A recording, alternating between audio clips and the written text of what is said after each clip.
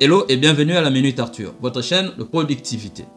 Aujourd'hui, j'ai à l'esprit de nous partager sur 5 conseils pour booster sa productivité.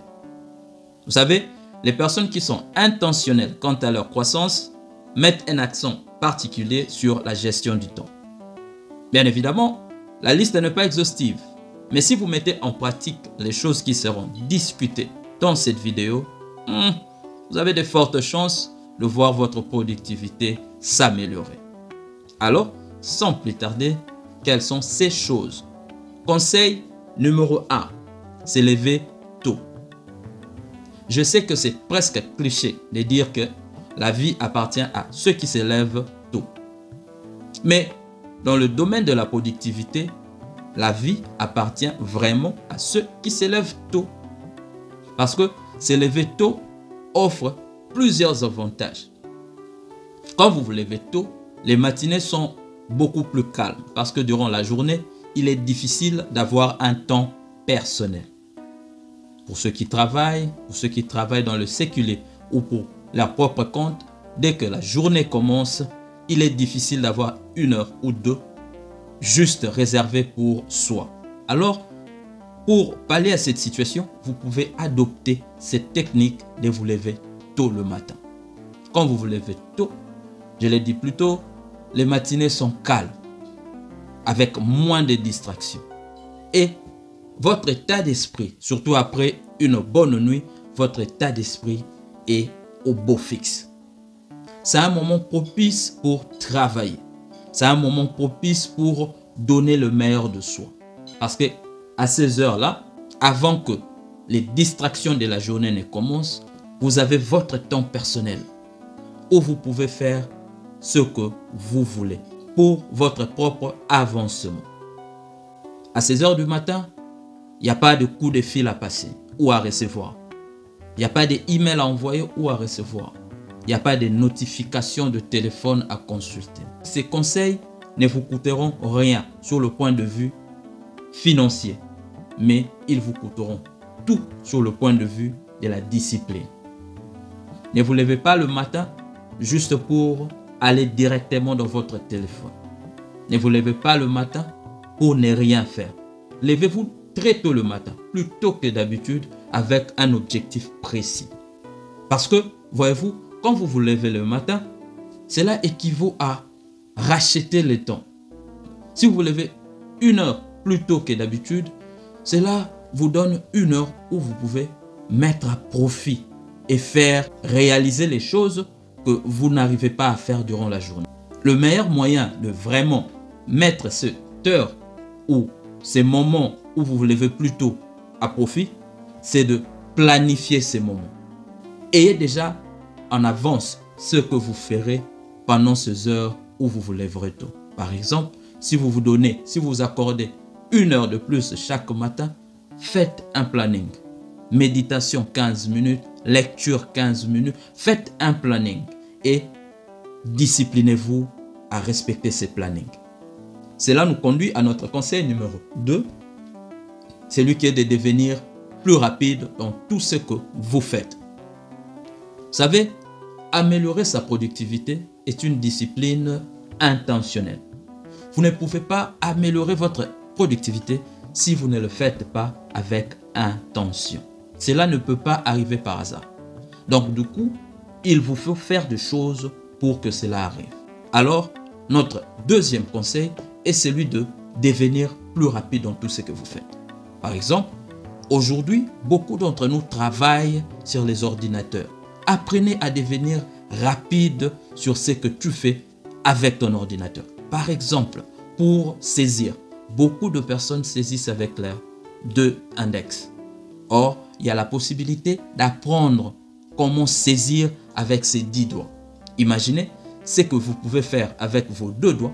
Si vous apprenez à utiliser vos 10 doigts, combien de temps vous gagnerez?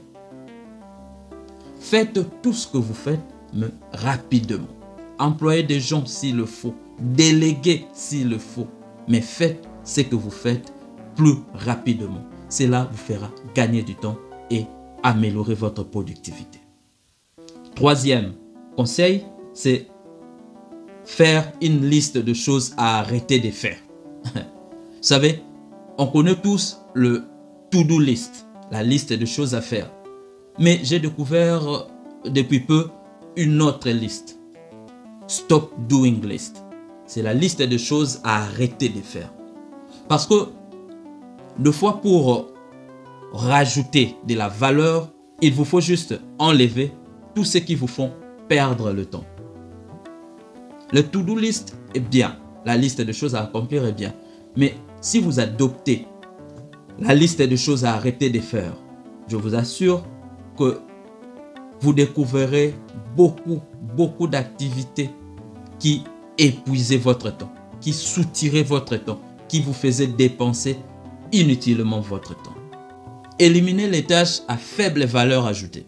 Vous savez, par exemple, vous avez une deadline, vous avez un objectif à accomplir et les amis vous appellent par exemple pour aller chiller. Dites non. Dites non. Quand vous dites non à cette invitation, vous dites oui à l'accomplissement de vos objectifs.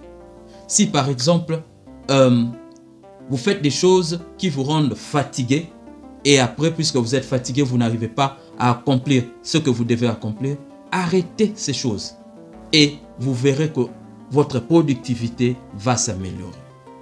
Autant la liste de choses à faire est importante, beaucoup plus importante est la liste de choses à arrêter.